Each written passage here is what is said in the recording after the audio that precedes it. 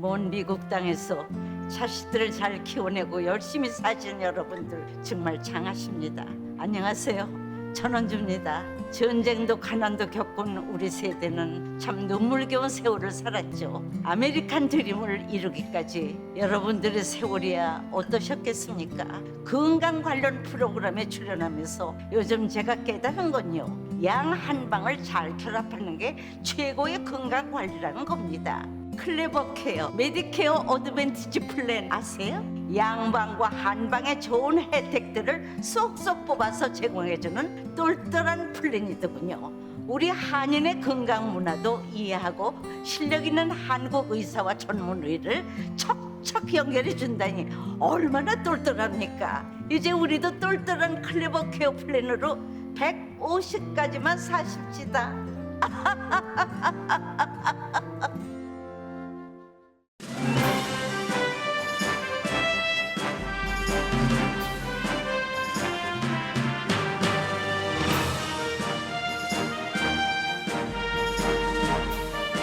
새로운 계절 가을, 행복하고 좋은 일들만 가득하시길 라디오 서울이 응원합니다. 강혜신의 오늘의 미국.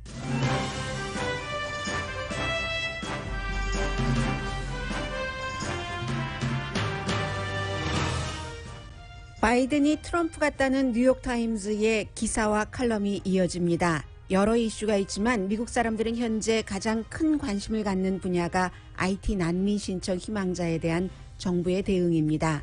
IT 대사는 비인도적인 미국의 대응에 항의하면서 사임했습니다.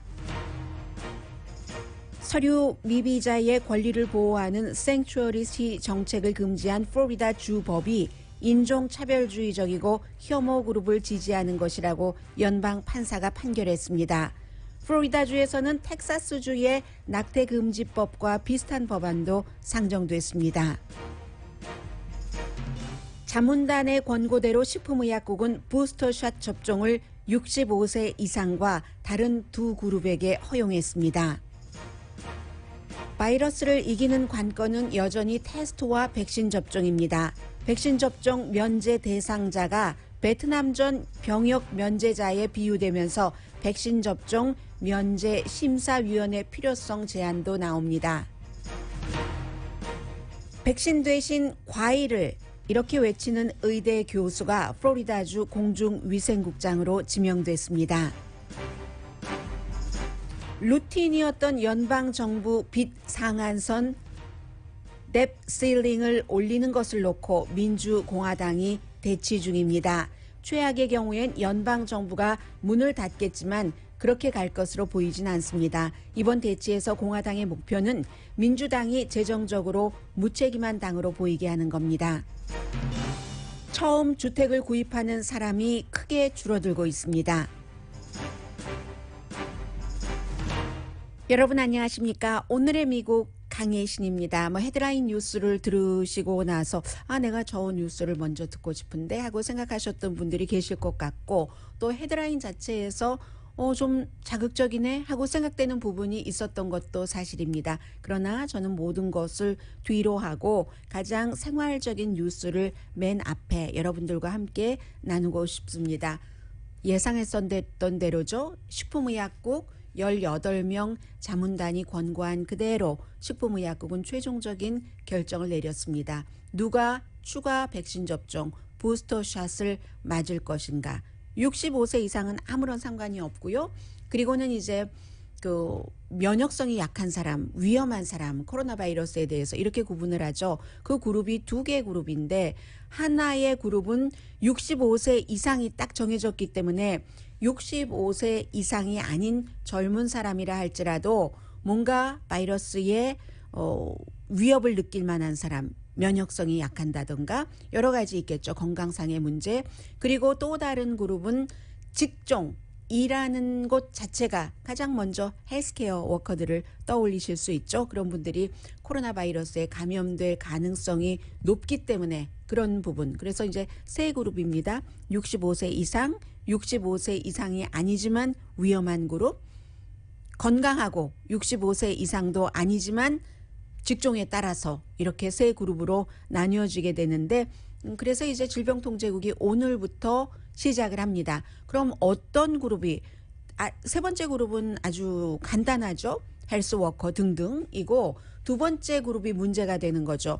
나이가 젊고 건강하고 그런데 누가 위험하기 때문에 부스터샷을 맞을 것인가. 이 모든 제가 지금 말씀드리고 있는 것은 부스터샷 접종을 일단 원하는 사람에 한정되는 거죠. 백신 접종 자체도 거부하는 사람이 많기 때문에. 그래서 이제 그 부분이 지금 아주 애매하고 모호하거든요.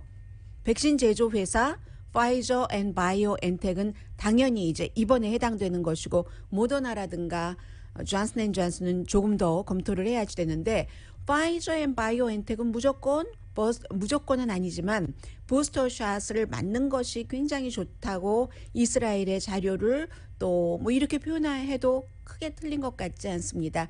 들이대면서. 그런데 이 자료를 가만히 들여다보면 65세 이상 나이 드신 분들에게는 부스터샷 접종이 효력이 있다는 거거든요. 제약회사에서 내은 것인데도 효력이 있는데 사실은 젊은 사람, 심지어는 기저질환이 있더라도 뭔가 질병을 갖고 있는 분이라도 부스터샷이 효력이 있는가에 대한 결론은 아직 애매하고 모호한 겁니다. 그렇기 때문에 일부에서는 이거 뭐 한 달 정도는 걸려야지 돼 라고 얘기하는 사람들도 있고 지금 바이든 대통령은 굉장히 빨리 부스터샷 접종을 시작하고 싶겠죠. 이번 주 월요일부터 모든 사람들이 다 부스터샷 접종을 받을 수 있도록 하겠다 하고 공언을 했는데 모든 사람은 지금 안 됐고요. 그러니까 빨리 하고 싶을 겁니다. 그렇기 때문에 질병통제국이나 식품의약국이나 독립적인 기구이기는 하지만 백악관에서 또 행정부 차원에서 보건복지부에서 열심히 가능하면 빨리 부스터샷 접종을 받을 수 있게 하는 쪽으로 어떠한 그 정책을 시행하려고 노력을 최대한으로 할 것이고 그런데 질병통제국이 만만치 않거든요. 질병통제국 국장이 바뀌었잖아요. 그 로버트 레드필드 전 그 남자 국장에서 이번에 여자 국장인데 아주 이 바이든 대통령에게도 터프하게 합니다. 해서 바이든 대통령이 원하는 식으로 전에 로버트 레드필드가 트럼프 전 대통령이 원하는 식으로 다 해줬던 것처럼 해줄 것 같이 보이진 않고요. 그렇기 때문에 빠르면 이번 주말 다음 주부터 아니면 늦으면 정말 누군가가 원하는 것처럼 한 달까지도 부스터샷 접종을 굉장히 기다리고 계시는 분들은 그때까지 기다리셔야지 될 그럴 가능성이 있습니다. 그런데 지금 부스터샷도 부스터샷이지만 테스트를 많이 해서 바이러스에 감염된 사람을 잡아내는 것 그리고 본인이 아프지 않기 때문에 모르는 채로 다른 사람들에게 많이 전염시킬 수가 있기 때문에요. 특히 백신 접종자 가운데서는. 그래서 그 테스트보다 어쩌면 더 중요한 것은 백신 접종이 될 겁니다. 결국은 테스트 or 백신 접종. 테스트 앤 백신 접종이 바이러스를 이기는 가장 분명한 길인데 백신 접종을 받지 않는다는 사람들이 지금 여러 가지 이유를 많이 들고 나오잖아요. 그러니까 뉴욕 유니버시티의 한 교수가 지적을 하고 있습니다. 이 교수의 얘기가 교수가요. 자신이 그 글을 썼어요. 이 스택 뉴스라는 데서 아서 캐플란이라는 이런 교수인데 이거 백신 접종을 거부하고 거기에 대해서 이렇게 예외를 받으려고 하는 사람을 베트남전 당시에는 미국이 지금은 모병제지만 그때는 의무제였기 때문에 그때 면제받으려고 하는 사람들과 같은 부분이 있다. 물론 다른 부분도 있어요. 그렇게 하면서 그렇기 때문에 이렇게 해서 백신 접종을 올려야지 된다라고 얘기를 하고 있습니다. 물론 백신 접종 의무화는 전체적으로 연방 정부에서 할 수 있는 부분이 있고 뭐 연방 공무원, 연방 정부와의 계약자 등등 그렇지만 더 중요한 것은 로컬이죠. 플로리다주의 어느 지역에 사느냐, 캘리포니아주의 로스앤젤레스에 사느냐에 따라서 백신 접종 의무화에 대한 규정은 완전히 다릅니다. 그게 과거 베트남전 당시의 병역 면제와는 다른 거죠. 병역 면제는 국가적인 연방 차원이었으니까. 그런데 그때나 지금이나 비슷한 게 있어요. 백신 접종도 종교적인 이유, 건강의 이유로 나는 맞기 싫어 하는 사람이 있잖아요. 본인은 본인의 자유지만 그렇기 때문에 다른 사람들에게 감염시킬 수 있기 때문에 백신 접종률을 높여야지 되는데 종교적인 이유로 베트남전 당시에요. 그 당시에 퀘이커를 믿는 인구가 그다지 많지 않잖아요. 한국의 그 함석헌 할아버지 퀘이커요. 그 퀘이커를 믿는다는 사람이 급격하게 늘어났답니다. 퀘이커가 평화주의자들이잖아요. 싸우기 싫어하는데 뭐 전쟁에 참전하는 것을 원하겠어요? 그래서 또 퀘이커뿐만이 아니라 그런 비슷한 식으로 또 나온 집단들이 있기 때문에 그런 것에 비유를 하고 이번에도 종교적인 이유로 안 된다 하고 하는 사람들이 있잖아요. 건강에 대해서는 뭐 트럼프 전 대통령의 경우 발에 뼈가 자라난다 하는 희귀한 병을 예로 들어서 그것도 이제 아버지가 건물주인 곳에서 정말 허름하게 보이지도 않는 무슨 그 의원 간판 걸어놓고 있는 의사한테 진단서를 받았다고 하는데 나중에 트럼프 전 대통령은 그 발이 오른발이었는가 왼발이었는가조차도 몰랐던 그런 형태로 굉장히 베트남전 병역 의무를 피하기 위해서 여러 가지 수단을 쓰다가 아프다는 것 의사의 진단서를 받는 것 이렇게 했던 사람이 많다는 거죠. 그래서 이 교수가 얘기하기는 그때나 지금이나 종교적인 것은 종교적인 것이고 병원 아프다 뭐 이런 것은 의사에게 진단서를 받는데 이런 경우에 부자와 성공한 사람들이 돈과 여러 가지 커넥션과 등등으로 본인들이 원하는 백신 접종을 안 받아도 되는 길에 성공을 한다는 겁니다. 그렇기 때문에 이러한 것들을 백신 접종을 그 로컬에서 정부에서 이렇게 집행을 할 때 면제 대상을 심사할 수 있는 심사위원회를 만들어야지 된다. 이 정도까지 얘기를 많이 하고요. 또 하나 이제 베트남전 그 참전 그 당시와 지금의 차이가 있다면 베트남전 참전 당시에는 그냥 가짜로 종교적인 이유 때문에 어디가 아파서 이렇게 얘기한 사람들도 있지만 합법적으로 이 그 참전하는 것에서 병역 면제가 되는 사람들도 상당히 많았다는 거죠. 여러 가지로 뭐 일단은 뭐 대학교 공부한다 하면 한 번 연기하고 또 연기하고 그래서 트럼프 전 대통령도 계속 연기하다가 그게 다 지나가 버리니까 결국은 이제 아프다는 이런 진단서를 뗐는데 그런 차이 베트남전 당시에는 정말 합법적인 사람들도 많이 있었다. 그런데 이번에는 개인의 여러 가지 주장이나 이런 것만으로 백신 접종을 피하게 해줘서 이 나라가 코로나 바이러스로부터 구해질 수 있는가. 이게 뉴욕 유니버시티의 아서 캐플란 교수가 지금 그 스타뉴스에 쓴 그 기고문의 내용입니다.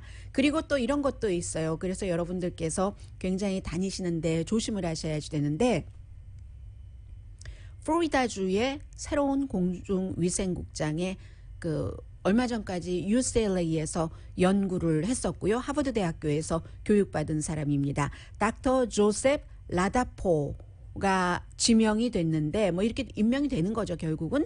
그런데 이 사람이 마스크 쓰는 것과 백신 접종 의무화에 강하게 반대하면서 지난 4월 달에 뭐 월스트리트저널에 기고문도 쓰고 그렇게 한 사람이거든요. 주지사가 딱 픽하는 거예요. 이 사람이 얘기하는 게 팬데믹에 대한 두려움을 피해야지 된다라고 얘기를 하면서 팬데믹을 어떻게 극복할 것인가 하는 것을 방안을 내놓질 않아요. 주지사와 똑같은 거죠. 주지사가 이 사람을 새로운 플로리다주의 공중위생국장으로 내가 지명한 이유는 진실을 말할 수 있는 사람이기 때문에 그렇다. 그 진실을 사람들에게 팬데믹이 아무것도 아니라는 두려움을 피해야지 된다는 그 같은 진실을 말할 수 있다는 그런 사람이라는 얘기입니다. 그래서 이분은요. 백신은 특별한 게 없다. 이렇게 얘기를 하면서 아니 백신을 무슨 종교 신봉하는 것처럼 신봉하느냐. 이런 주장을 합니다. 무의미하다. 이런 말까지 했고요. 4월 달에 그 월스트리트저널에 기고문 쓴 것에서는 코비드 매니아. 뭐 코비드에 대해서 정말 막 열광하면서 이거 이렇게 해야 돼 저렇게 해야지 돼 하는 사람들이 너무 많은데 백신이 무의미하다는 거예요. 그러면 어떻게 해야지 되는가? 이 새로운 플로리다주의 공중위생국장 지명자는 몸무게를 줄이시라. 운동을 많이 하시라. 과일과 채소를 많이 드시라. 면역성 키우는 이런 것 한다는 거예요. 평소에 하는 일이죠. 지금은 평상시가 아니라 비상사태라는 말씀 다시 한번 드리고요. 플로리다주는 지금 사망자가 코로나 바이러스로 인한 사망자가 5만 명이 넘었거든요. 미국 전체적으로 지금 67만 5천 명을 기준으로 할 때 인구 500명당 1명이 지난 한 1년 6개월 사이에 코로나 바이러스로 숨졌는데 플로리다주는 이것보다 훨씬 심각합니다. 플로리다주 인구 400명당 1명이 코로나 바이러스로 지난 1년 6개월 사이에 숨졌습니다. 2020년 3월 달에 살아있던 사람이 지금 코로나 바이러스로 숨진 사람이 5만 명이 넘는 겁니다. 플로리다 주에서만요. 그래도 다행인 것은 어제 NPR 방송을 인용을 해서 전해드렸던 것이 오늘은 조금 더 퍼지는 분위기이거든요. 정말로 hopefully 이렇게 믿고 싶고 기대하고 희망하는 사람들이 많죠. 12월 달조차도 겨울조차도 큰 다시 한번 그 코로나 바이러스의 폭풍 없이 잦아들 수 있을 것 같다. 물론 코로나 바이러스는 한동안 함께 가는 것이 분명합니다. 새로운 질병으로 이름 붙이는 사람들도 있어요. 의학계에서는 이 부분은 오늘 아침에 그 잡지 애틀란틱이 자세히 설명을 했는데 그냥 새로운 질병으로 정착을 한다. 그렇긴 하지만 사람들이 이렇게 많이 숨지고 하는 것을 막기 위한 노력을 지금 해가고 있는 거잖아요. 백신 접종 받아라 하면서. 그런데 다행인 것은 분명히 불확실합니다. 9월 중순부터 12월, 1월, 2월 이 사이에 코로나 바이러스의 방향이, 변이 바이러스의 방향이 어제 제가 말씀드렸던 새로운 변이 바이러스가 나왔다. 그게 이제 이름은 또 잊었어요. 일본에서 처음에 생긴 그게 켄터키주의 요양병원인데 그 요양병원 보니까 숲속에 정말 큰 규모, 현대식 규모처럼 겉으로 보기에는 그렇게 보였거든요. 거기서 나와서 몇십 명이 감염이 됐다는 얘기인 겁니다. 그래서 이 같은 불확실성이 있고 지역적인 차이가 있지만 현재는 어제 제가 하루에 한 14만 명 새로운 케이스라고 말씀드렸는데 하루 사이에 또 줄어들었습니다. 13만 4천 케이스. 2주일 동안에 10% 줄어든 것이거든요. 이게 희망이라는 겁니다. 12월 달에 큰 확 폭발하는 것 없이 그렇게 된다면 지금 지난 2주일 사이에 27개 주는 나빠지고 23개 주는 좋아졌습니다. 인구 10만 명당 평균 새로 발생하는 케이스를 볼 때요. 캘리포니아주는 지금 마이너스 4% 정도 되고요. 캘리포니아 한국 분들 많이 살고 계시는 하와이 이런 주 다 줄어들고 있고 많이 늘어나는 주가 몬타나주 36%가 늘어났고 위스콘신주도 26%가 늘어났거든요. 그리고 그냥 그렇다 하는 곳이 한국 분들 많이 살고 계시는 뉴욕이라든가 뉴저지라든가 그런 곳이고 캘리포니아주를 포함해서 오레곤, 워싱턴, 서부 아주 강하게 규제했었던 그런 지역이요. 이런 지역은 지금 오히려 줄어들고 있습니다. 그런데 사망자는 늘어났어요. 33% 늘어났는데 2주일 평균 하루에 2,000명 정도 숨졌는데 사망률이 이게 코로나 바이러스가 어떻게 될 것인가를 보는 지표이기는 되죠. 새로운 웨이브가 막 시작될 때는 이제 사망자가 올라가고 어느 정도 딱 올라가서 정지되면 그때는 바이러스가 내려간다는 거거든요. 지금 막 올라가다가 정지된 그런 상태잖아요. 그래서 큰 걱정 없이 넘어가지 않을까 겨울 이런 생각들을 하고 있고 그리고 또 하나 이제 밝은 면은 어린이들 백신 접종이 몇 주일 안에 될 것으로 예상이 되고 있기 때문에 5살에서부터 11살 사이에 어린이들 백신 접종 그럼 학교 가서 막 옮아오고 또 부모님 할머니 할아버지한테 옮기고 이런 비율이 줄어든다 하는 희망까지 있기 때문에 그다지 절망적이지는 않은 것 그리고 부스터샷에 대해서는 이제 최종적인 날짜 맞을 수 있는 날짜를 보면서 여러분들께서 지난번에 제가 말씀드린 것처럼 만약에 12월 달을 지금 최악의 상황으로 본다면 나이 드신 분들도 몇 주일 안에는 부스터샷의 효력이 나타나기 때문에 지금 미리 맞는 것보다 아니면 11월 달에 맞는 것이 좋을지 아니면 또 어디 여행을 가시는 분이 계시다면 지금 맞아 두시는 게 좋을지 개인적인 차이에 따라서 결정을 하시는 게 합리적인 것 같습니다.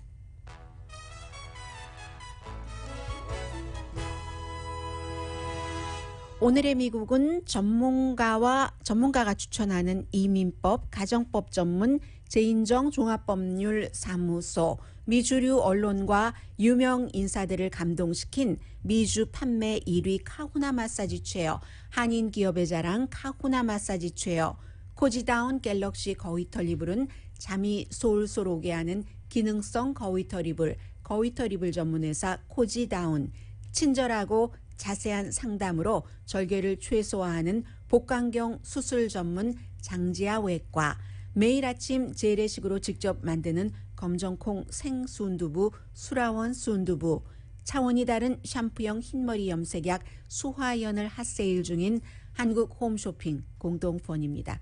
잠시 뒤에는 헤드라인에서 맨 앞에 전해드렸던 바이든이 트럼프다? 얼핏 이제 귀에 들어오기도 하고, 이게 뭔가 이렇게 그 분열 내지는 바이든 대통령이 굉장히 어려운 위치에 있다, 이렇게도 들리는데요. 저는 뉴스 자체를 그 시각에서 보도하고 싶지는 않습니다. 왜 이런 얘기가 나왔는가? 이슈상으로, 그 이슈상이라고 하는 것은 미국 내부의 그 변화일 수도 있고 다른 나라와 미국과의 관계일 수도 있습니다. 잠시 뒤에 전합니다.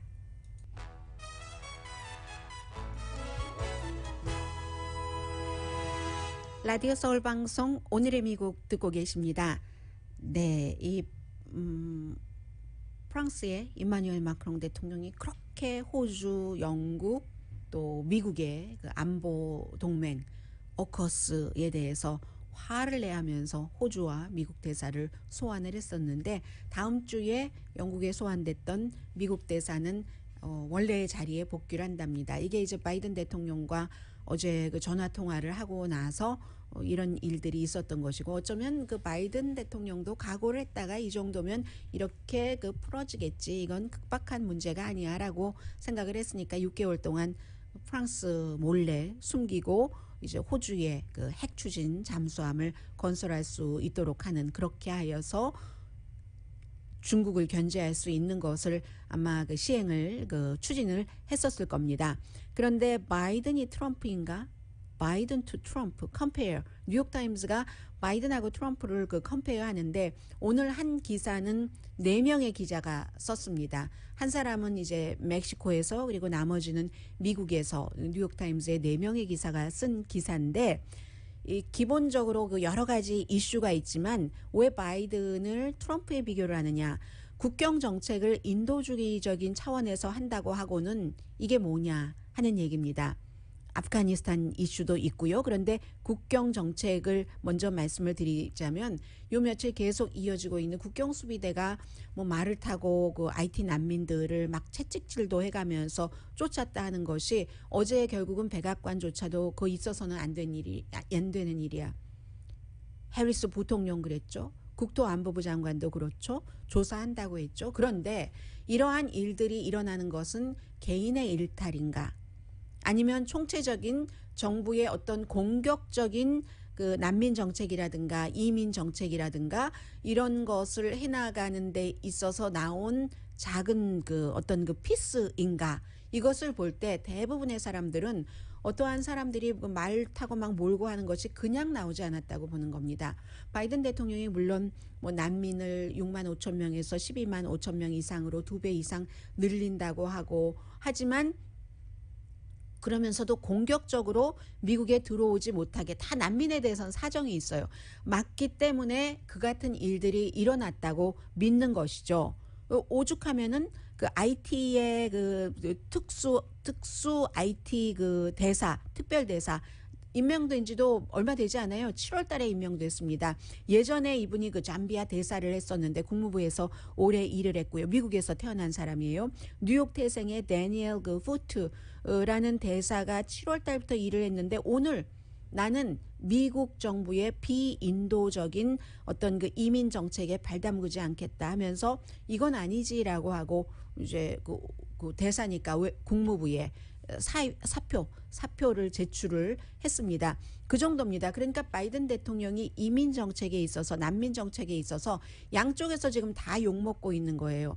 IT에 비행기를 태워서 보내면 어떤 곳에서 아니 비행기 값은 어딘데 비행기를 태워서 그 사람들을 보내 하고 또 다른 민주당 쪽에서는 그 사람들이 어떤 기회도 주지 않고 절차도 주지 않고 그렇게 쫓아버릴 수가 있는 것이야? 이 같은 현상을 두고 양쪽에서 이렇게 공격을 받고 있는 겁니다. 그리고 대체적으로 지금 그 텍사스에 14,000명에서 15,000명 정도 있었고 그 가운데 몇천 명은 IT로 돌려보냈다고 하는데 이 사람들이 2010년 IT의 지진이 일어났을 때 그때부터 뭐 칠레라든가 브라질이라든가 다른 미국으로 오기 전에 국가에서 몇 년 동안이나 자신들의 그 조국에서 살지 못해서 떠돌이 생활을 했었던 사람이거든요. 그런데 이런 사람들이 밀매업자의 어떤 그 속삭임에 속아 그리고 요즘은 뭐 틱톡이라든가 여러 소셜 미디어에서 미국에 지금 가면 된대 하니까 그냥 무작정 올라온 거예요. 아이들을 들쳐업고 이렇게 하고 온 사람도 있고 그 멕시코 쪽에서 머물고 있다가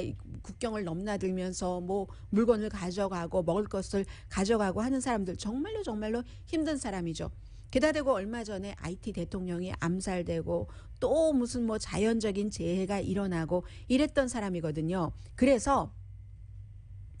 그런데 그런 사람들을 처우하는 것이 그 추방시키고 하는 것이 어떻게 보면 가장 그 미국식 표현으로 하면 어그레시브한 거죠. 공격적인 접근인데 그 공격적인 접근이 뉴욕타임즈의 시각으로 보면은 4년 내내 트럼프 전 대통령이 했었던 것이라는 거죠. 그것을 왜 바이든 대통령이 답습해? 민주당인데 캠페인할 때 인도적인 차원으로 이민 정책에 접근을 한다고 했잖아. 그런데 이게 뭐야? 하는 얘기입니다. 가장 대표적으로 뉴욕타임스가 인용구를 쓴 게 라티노 인권단체 미헨티라는 곳의 책임자인 마리사 프랑코 씨입니다. 이분이 바이든 캠프에서 이제 이분 그 뭐 컨설트도 했어요. 컨설팅도 하고 또 바이든 이전에 버니 샌더스 캠프에서도 일을 했었던 사람이거든요. 지금은 의문이라는 겁니다. 내가 그때 캠페인 본부에서 일할 때 이렇지 않았는데 트럼프와 뭐가 달라?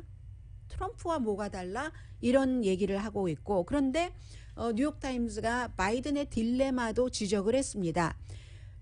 본인이 바이든 대통령이 한 것도 있어요. 바로 이제 그 취임하자마자 첫날 행정명령으로 이민에 대해서 여러 가지 드리머에 대해서도 하고 추방 금지 명령도 내리고 했는데 이런 모든 행정명령이 연방대법원이 아니라 연방판사가 좌절시키고 마는 겁니다. 연방대법원도 마찬가지였어요. 6월 달에.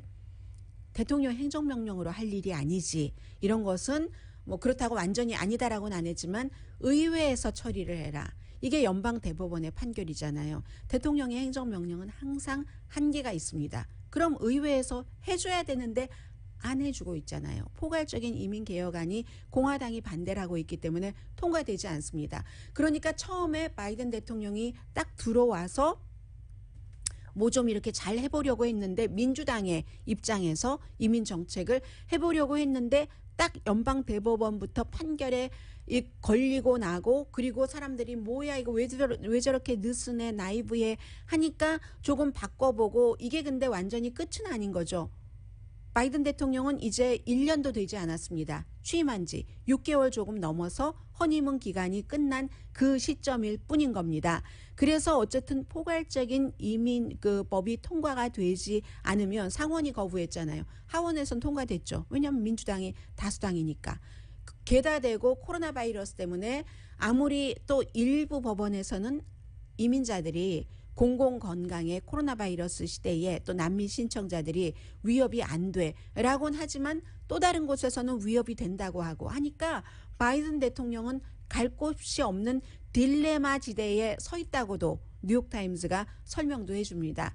그런데 이제 그 아프가니스탄 문제도 그 다른 나라들과 컨설팅하지 않고 미국이 결정을 했다. 철군을 결정을 하면 아프가니스탄 사람은 어떠냐. 이런 것들이 또 민주당이 또 많이 걱정하고 있는 인도주의적인 차원에서 그런 부분이잖아요. 뉴욕타임스의 프랭크 브루니 컬럼니스트도 바이든 대통령을 트럼프와 뭐가 달라 하고 맹공격을 합니다. 컬럼에서 최근에.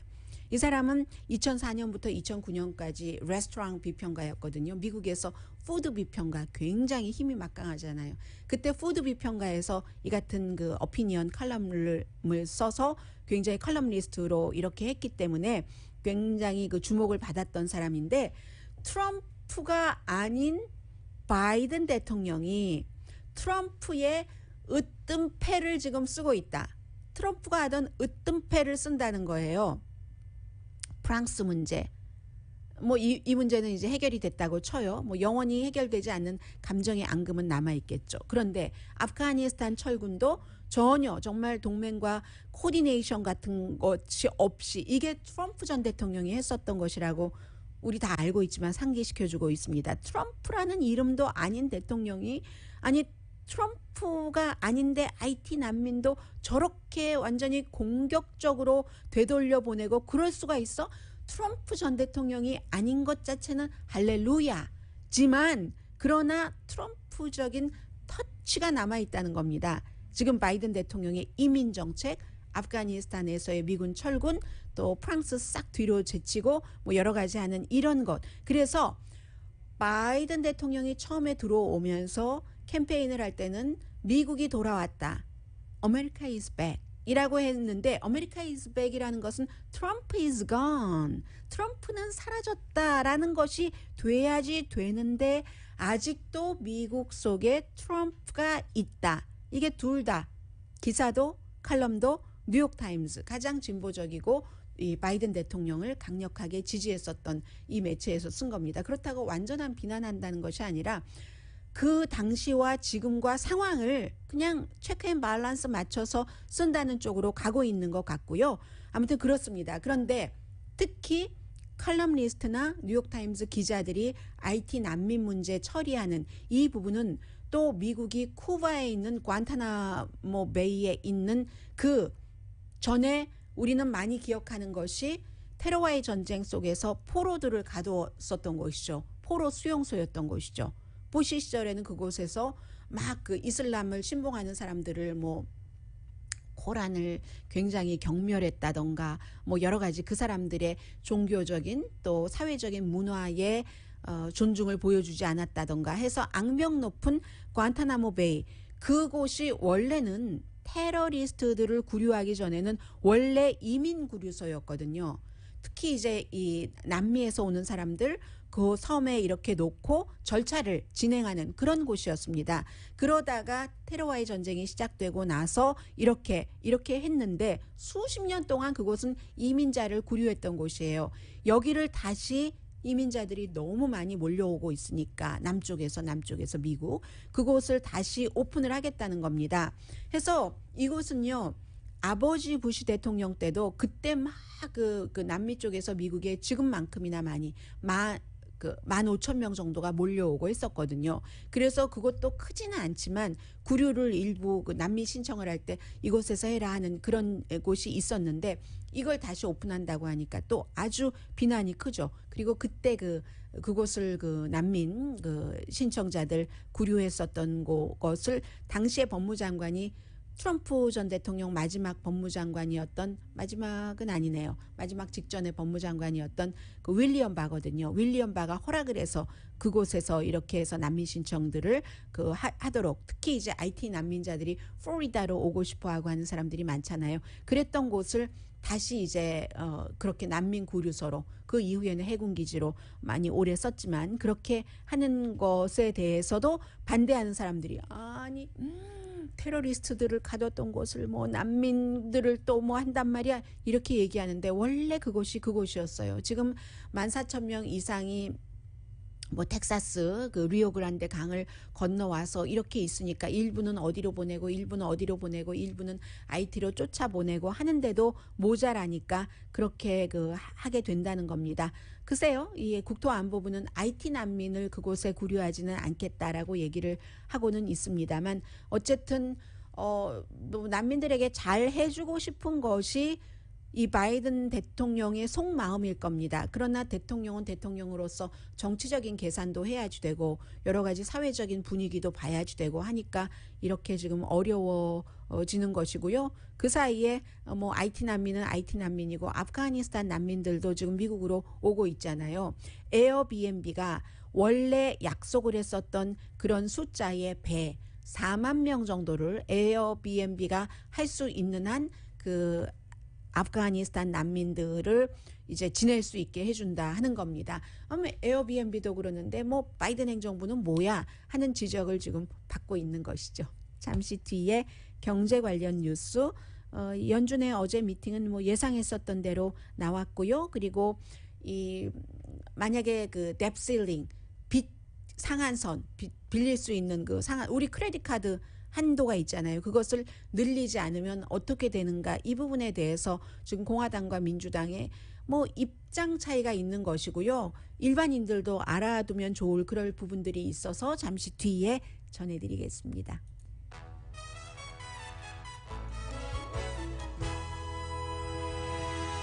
라디오 서울 방송 오늘의 미국 듣고 계십니다. 어제 이제 연준이 회의를 하고 나서 이제 매달 그 채권을 사들이는 것을 좀 11월부터 줄이거나 멈출 수 있다는 것을 발표를 했기 때문에 그렇게 되는 경우는 예상했었던 것보다 이자율이 조금 빨리 오를 것을 상상을 해볼 수 있고요.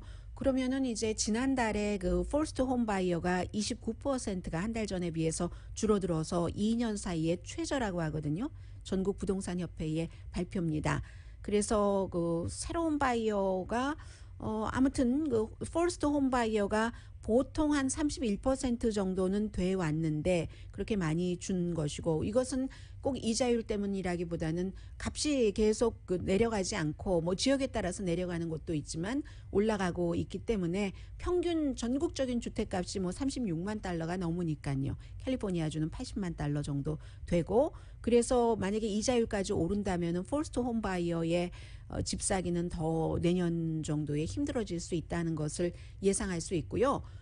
오늘 미국 뉴스의 탑 뉴스는 단연코 일반인들이 얼만큼 관심이 있을지 모르겠으나 과연 연방정부의 debt ceiling, 그 빚져 있는 것을 빚의 상한선을 올리느냐 올리지 않느냐 하원에서 통과시켰어요. 상원에서 안 해줄 것은 분명한데 그렇다고 하더라도 연방정부의 문을 닫게 하는 일은 별로 없을 것 같아요. 문을 닫게 하면은 무조건 공화당이 비난을 받기 때문에 문 닫으면 너무 또 피해가 많아지니까, 대신에 공화당은 이제 민주당이 너무 돈을 헛헛하게 쓴다 하는 쪽으로 몰고 가는 것이 목표인 것처럼 보이는데, 뎁 실링이라는 것이요 20세기에 늘 매년 이제 빌려 쓸 수 있는 돈을 늘리는 게 기술적인 문제였지 한 번도 문제가 안 됐어요. 그런데 제일 처음에는 90년대에 뉴트 깅그리치 전 하원 의장이요, 이 트럼프 전 대통령 시대에 와이프가 바티칸 대사로 간 뉴트 깅그리치가 가족의 가치 막 얘기하고 이럴 때 그 당시에 이걸 딱 제동을 걸어서 실패를 했죠. 실패를 했지만 그런 것들이 자꾸 시도되면서 민주당이 어떤 돈 쓰는 것에 대해서 어떤 그 제약을 좀 가하기는 했습니다. 오바마 시대에도 이 뎁 실링 가지고 아주 큰 문제가 있었었고, 그런데 이것이 또 그 연방 정부의 빚 올리는 상한선을 올려주지 않으면 그럼 연방 정부가 빚을요 28조 달러를 못 갚게 되는 거거든요. 채무 불이행, 디폴트가 됩니다. 그럼 신용등급 최초로 낮아지죠. 국가 신용등급. 그럼 또 돈 빌릴 때 이자율 또 높아지니까 일반 사람들도 자동차, 모기지 이자율 다 높아지게 되죠. 이런 일을 공화당이 하겠어요? 하진 않을 겁니다. 다만 우리는 무책임하게 돈 많이 빚 늘린다는 것에 반대했는데 민주당이 했다. 그러니까 어떠한 형태로든 방법이 여러 가지가 있으니까는요. 민주당이 단독으로 이것을 통과시키도록 하고는 뭐 연방정부 문 닫는 거 없고 이자율 올라가는 거 없고 신용등급 낮아지는 것 없고, 다만 민주당이 돈 쓰는 거에 무책임해 벌지도 못하면서 뭘 그렇게 써. 그 쓰는 것도 지금 다 보면 사회주의자적이잖아. 그 사회복지 혜택 늘리고 이렇게 하는 쪽으로 가는 것으로 보인다는 게 전문가들의 의견입니다. 만약에 뎁 실링을 높여주지 않으면 소셜 시큐리티 돈도 체크도 오지 않을 가능성도 있죠. 예산 집행이 안 되니까. 9월 30일이 연방정부의 그 1년 회계 연도가 9월 30일, 10월 1일부터 그 다음에 9월 30일까지니까 이런 거죠. 그래서 지금 이렇게 될 것 같고요. 뭐 그 정도만 말씀드려도 될 것 같습니다. 또 하나가 있긴 있네요. 민주당이 재정적인 이 문제에 대해서 뎁 실링은 올린다 하더라도 자꾸만 그 여론 자체도 돈을 그렇게 막 써서야 되겠어? 막 써서야 되겠어? 하면은 어찌 보면 가장 중요하다고도 볼 수 있는 바이든 대통령의 아젠다. 그 가운데서도 기간 산업안에 대해서도 점점 그 원래 예상했었던 또 기대했었던 액수보다 줄어들 수도 있다는 것도 또 하나의 이슈이기도 하고요. 잠시 뒤에는 플로리다주의 변화가 미국의 보수의 변화거든요. 잠시 뒤에 전해드립니다.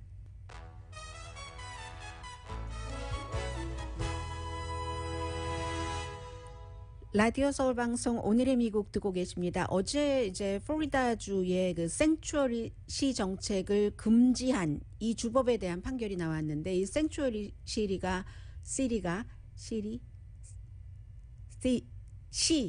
시가 이제 서류 미비자들을 어떤 형태로든 좀 보호를 하기 위한 의도로 만들어진 거죠. 그 사람들이 특별한 범죄를 저지르지 않았을 때 정보를 법 집행관과 어떤 공유를 한다던가 신고를 한다던가 이렇게 하지 못하도록 한 샌프란시스코, 로스앤젤레스 마찬가지인데 플로리다주에서는 플로리다뿐만이 아니라 많은 주에서 이런 것을 못하도록 생추어리 그 시 법을 못 만들도록 주법이 그렇게 했는데 여기에 대해서 베트 블룸 판사라는 분이 110페이지짜리 판결문을 내놨는데 그 중요한 내용은 이겁니다.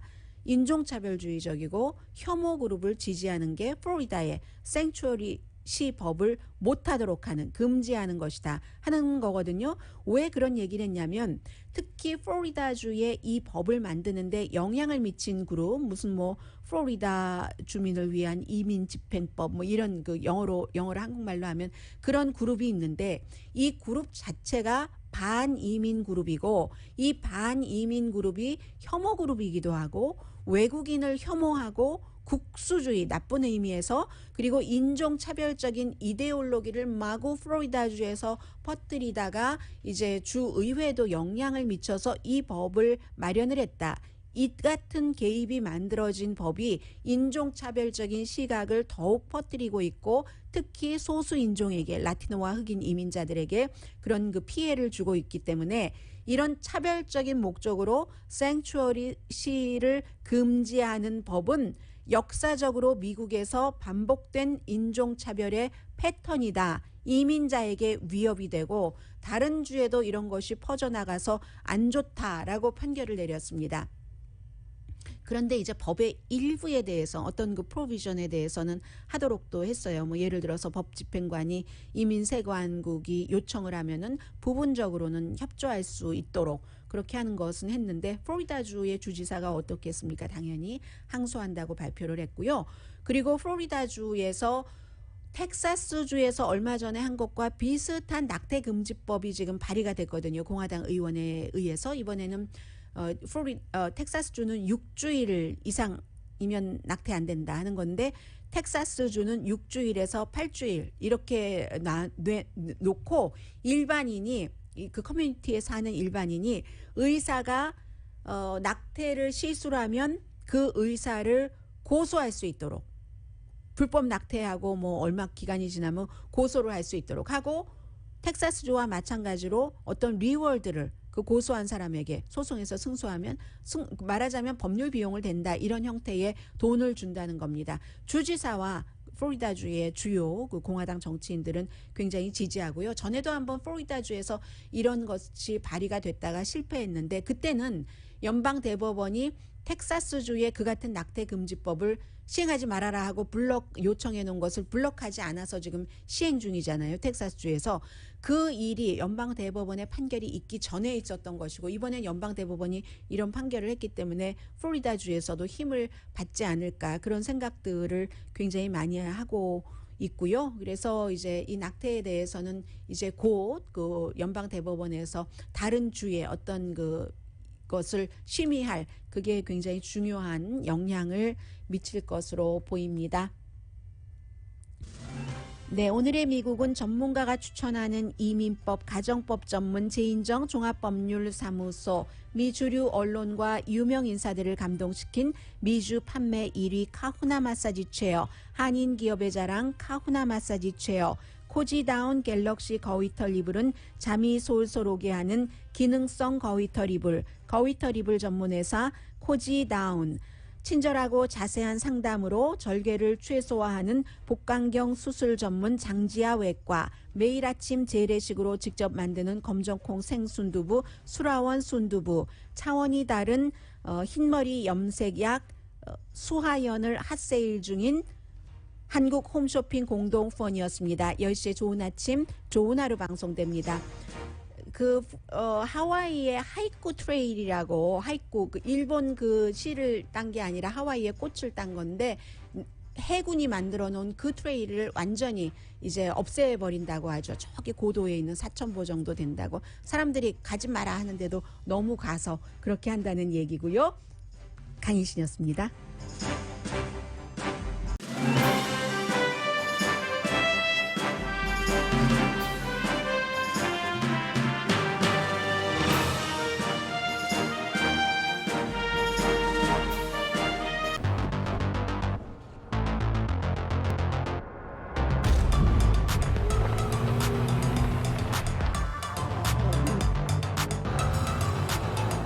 가득 실으세요.